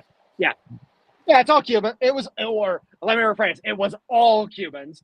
What was all Cubans, because they all got fucking schwacked when all of a sudden Apaches started doing gun runs on their fucking barracks. Yeah. Along with the directed energy weapons. Well, you know, at the end of the day, I doubt the directed energy weapons thing was a thing. But at the same time, like, let me put it this way. A lot of people might not realize this. The reason why those boxes were the size they were is because when you get schwacked by a Hydra 60 millimeter rocket, your body tends to disintegrate. Like they're picking you up with a shovel. So of course the boxes were that small. They took the remains, they cremated them, and then fucking put them in boxes. Right. Well, that was a well-coordinated military action, and kind of, I know all these people are freaking out, thinking like he's going to invade, and I'm like, you can't invade Venezuela with 16,000 men or No. Okay, so that whole narrative in and of itself is flawed, because why invade somewhere where the only place that the Venezuelans truly control, the Venezuelan government truly controls, is Caracas? Yeah. The rest of it's cartel country. Oh, by the way, we were fucking hitting cartel assets all across Venezuela for weeks previously to the fucking operation in Caracas. Like at the end of the fucking day, like the whole narrative of us invading was literally just fucking European slop. Yeah. Or in the case of Brian Boletic, it was pro-commie slop, because my masters are buying oil from Venezuela to sell on the black market. I can't let the Americans win. I'm sorry. I don't have any fucking, like, Brian Boletic, after he outed himself so hard last year, I lost any and all interest in dealing with his bullshit. How did he out himself so hard last year? I kind of given up on him after Gonzalo era died. So what ended up happening with Brian, I don't remember exactly what he said, but it was in relation to the strikes on Iran. Oh, okay. And he lost his absolute mind after the strikes on Iran, which, okay, now that we know the connections between the militant side of China to the IRGC, we now understand why he was so upset over it. Again, there are two factions in China, people. Understand that. You have the Xi Jinping wing, and then you have the militant faction. The militant faction wants to just conquer the world. The Xi Jinping wing is like, why conquer the world? We could just do business with the rest of the world. Yeah, the Middle Kingdom. So like that's what I like to call them. They're the Middle Kingdom. China is traditional. Oh, we're here, and everyone around us pays tribute, and we don't have to do anything. Yep. But the point is that, when the strikes on Iran happened, Brian Boletic went on like a 1 week fucking like just piss and shit fest over the strikes. And it was literally, it was so brazenly apparent who he was rooting for. I'm sitting there and I'm like, oh fuck, you're one of them. Yep. You're one of them. Oh my God. Holy shit. Where was he getting all this money if he wasn't getting money from YouTubers or Rumble or anything else other than Patreon? Where was he getting money? Yeah, I know. I trust me, I know.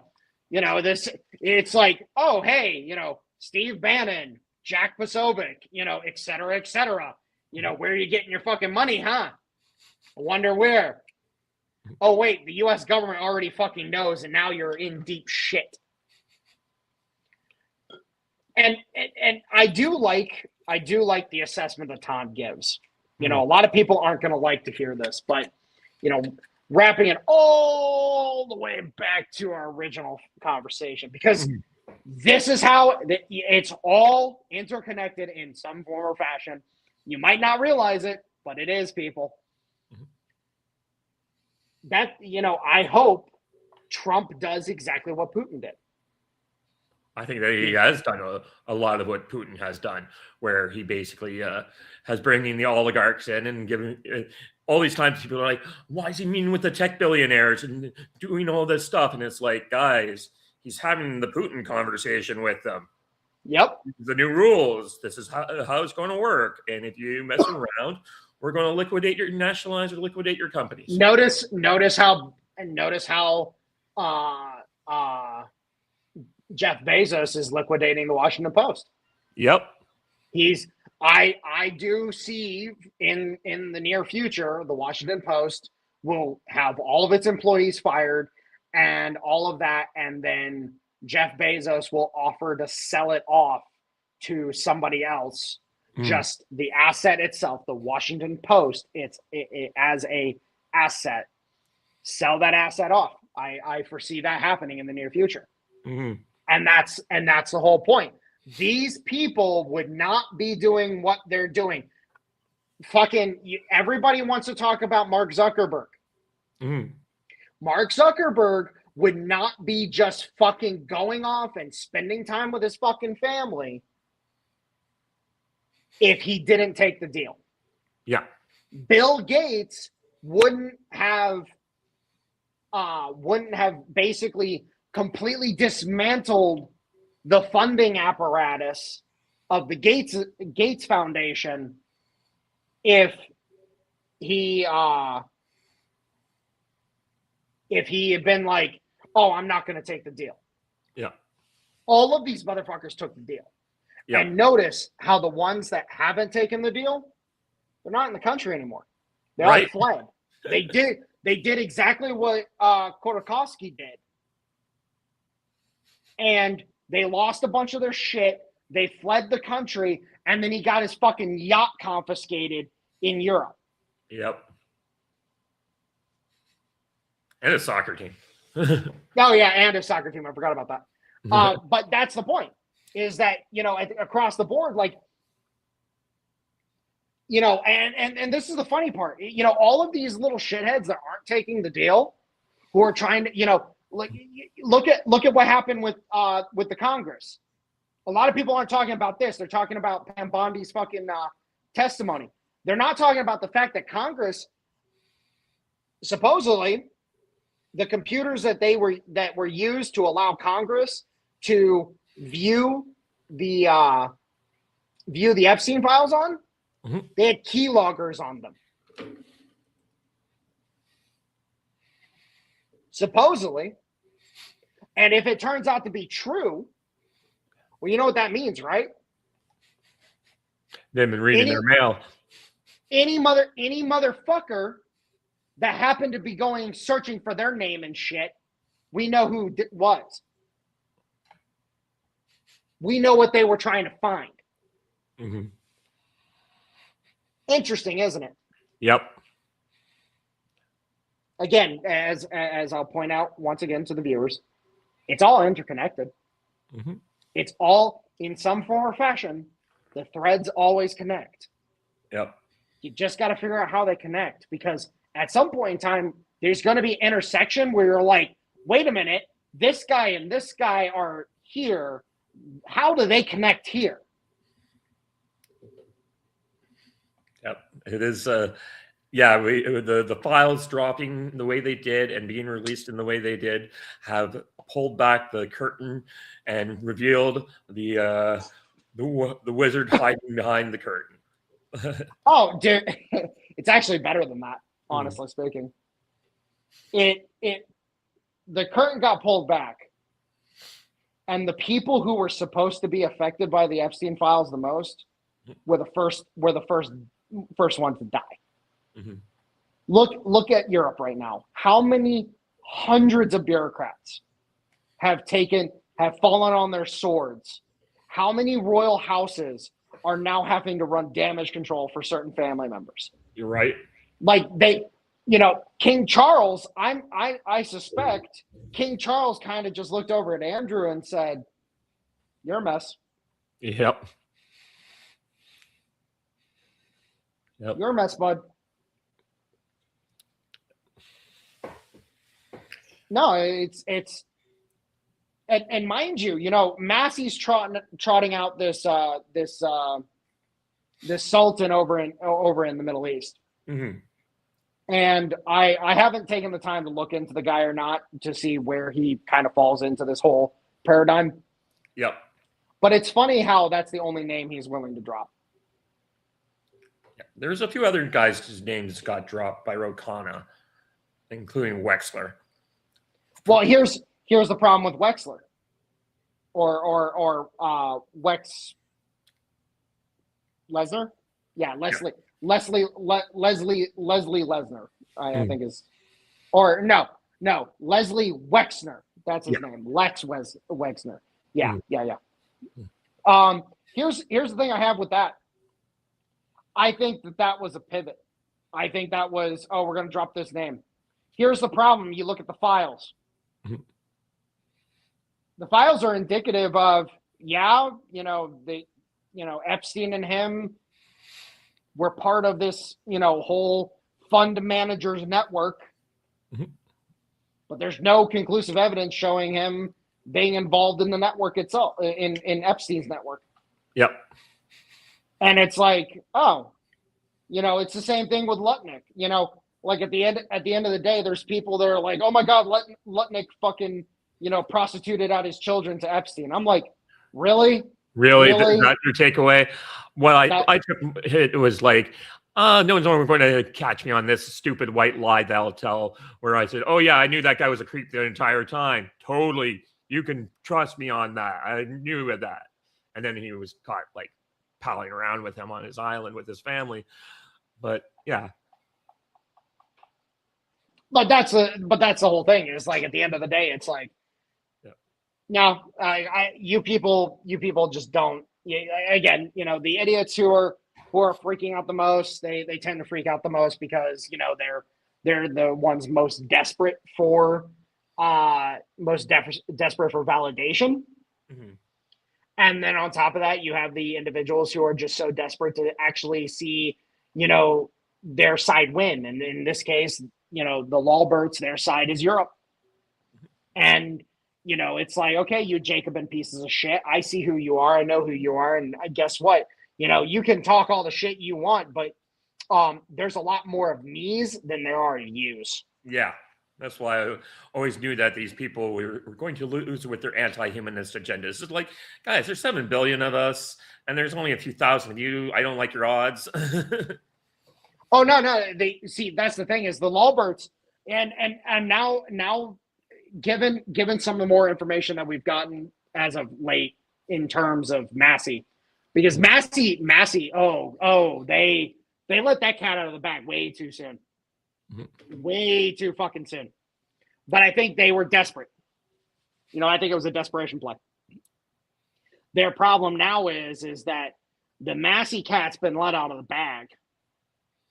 And now they're desperate to utilize that cat. But the problem is now people are starting to be like, I really didn't like libertarians to begin with, but now I really fucking don't like them. Yeah.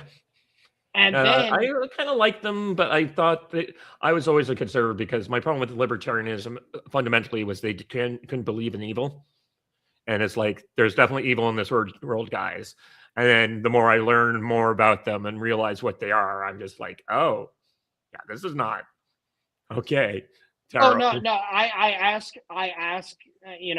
My great question I like to ask. I like to ask libertarians. It's like, hey, who are the bad guys in Lord of the Rings?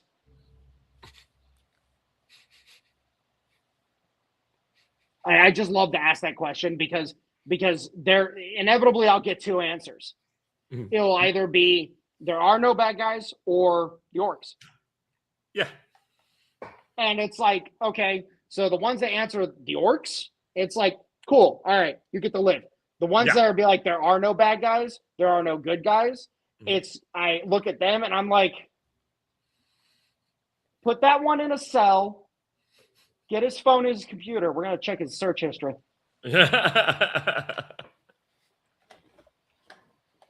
Because at the end of the day, it's like, no, the most erroneous of them The Lord of the Rings question always outs there. They always out themselves. They always. But no, again, my personal opinion, I think the Lawbirds and the militant arm of these fuckos. Mm-hmm. I think what the intent is to get these guys, create a group that is so distrustful of the central government of the United States and so distrustful of the state governments that they will fire shots in, quote unquote, defense of freedom. And it's a great slogan. It's a great slogan.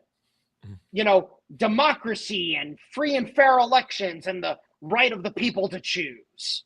Mm-hmm. And yet we have all of that without, the abhorrent amounts of depravity that libertarians are known for. Yeah. Have you ever read any of the Kelly Turnbull books by Kurt Schlichter? No, I have no idea about that. Oh, you should read them. They're great. It's not a civil war that happened in the United States, but the red states and the blue states separate from each other. And this guy's like a bird colonel in an elite squad of people who goes back into the blue states to do military operations there. And at one point, basically, the blue states fall apart because, it's a combination of like communism, of course, but also all the wokery. So the red states liberate California, and the Kelly Turnbull character ends up encountering a group of resistance fighters who are a resistance cell of libertarians, and he said he says something to them like, "You've got to be kidding me. You believe us? Of course I believe. Only libertarians would be stupid enough to admit they're being libertarians."